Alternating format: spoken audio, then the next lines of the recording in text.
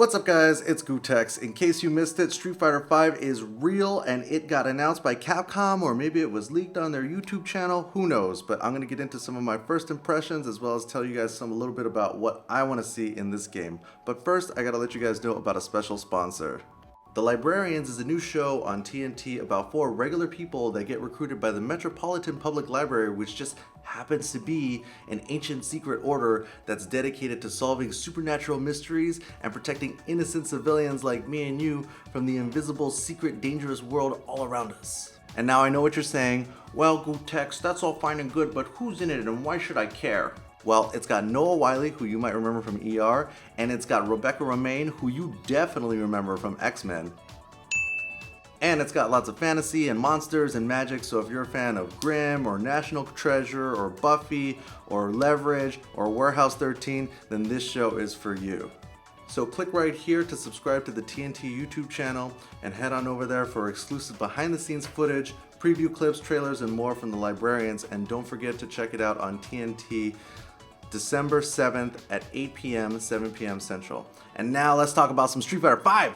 Okay, first things first. So today is Friday, December 5th. This trailer came out in the middle of the night, about 4 or 5 a.m. It was published on the Capcom YouTube channel and then I guess immediately made private afterwards. I'm pretty sure this is not the way that Capcom had intended to announce Street Fighter V. I mean, there's the PlayStation Experience, which is this weekend in Las Vegas, and then there's Capcom Cup, which is next weekend in San Francisco. I'm pretty sure it wasn't like, oh, hey guys, hey, it's Friday, hey, what are you guys doing today?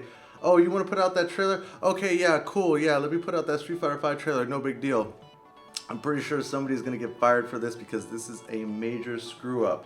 Somebody got trusted and then screwed up. You had one job. Do not release the Street Fighter V trailer.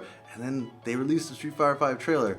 But hey, whatever, I'm not complaining because this is something that I've been looking forward to for years. Now let's talk about PC and PS4 exclusivity.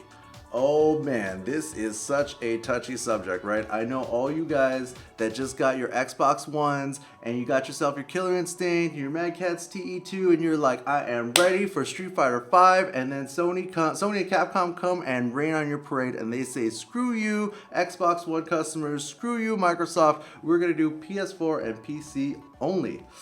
Ooh, man, that one hurts.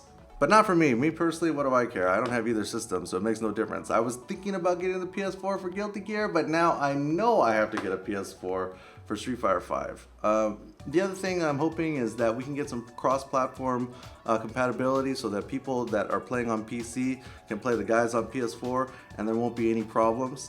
I really don't think that that's something that Microsoft would have been cool with. So if this will allow us to kind of combine the 2 player bases in a way that hasn't been done before, I am all for it.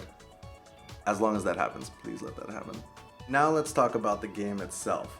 What characters do we want to see? What are the mechanics that we want to be part of this game? Well, first, we gotta look at the current state of affairs, right? So when Street Fighter 4 first launched, it was all about bringing that nostalgia back. It was like, hey, remember Street Fighter as a kid? Hey, we're back, got a new game, new graphics. But now, because the competitive community is alive and well, EVO is bigger than ever, content producers like Cross Counter, Level Up, Team Spooky, everybody is producing all kinds of stuff, and it's growing and growing and growing. I think everybody can see that.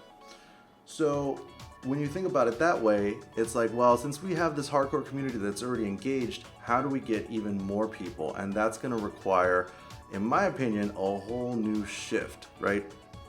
Because you're gonna need stuff like tutorial modes, better story mode, you're gonna need to include all kinds of different characters. But the problem is that how can we do all of this with limited resources and a limited time frame? And I think it's going to require a shift in the business model so that instead of there being one update per year, there's got to be constant updates like DLC updates, so that there's a new character pack coming out every 2 months or every month or whatever, and that characters are kind of rotated in and out from being free and paid, kind of like the League of Legends model, because I think that's one thing that they do really well amongst a multitude of other things. Having a constantly updated thing that's very easy to push updates out through PS4 and through PC via Steam, I think will go a long way towards keeping the game very fresh and constantly bringing in new players, because let's say that, oh, now we're bringing in the Third Strike characters, now we're bringing in the Alpha characters, kind of like what they did with 4, except much faster, and have it be a much more seamless experience. So instead of announcing Street Fighter 5, you know, version 2015 or Ultra Street Fighter 5 or Super Street Fighter 5, it's just Street Fighter 5 with incremental updates, because the game is a living, breathing thing. So thinking about beginners, it's clear that there has to be some sort of beginner mode, right? In Marvel vs. Capcom 1, there was a feature called easy mode, and you would just hit buttons and the combos would come out. They weren't the best combos, and you could certainly get more damage by doing them manually, but the option was there for beginners. I think that one of the major roadblocks with fighting games right now is just the sheer amount of execution and practice that it takes in order for the right combo to come out at the right time. You know, you spend so much time working on your execution in training mode, and then you can't pull it off in a real match, and you're like, this game sucks, like I have no time, I can't dedicate my life to just sit here and practice endlessly. So a beginner mode would kind of solve that, because it would take the execution out of that.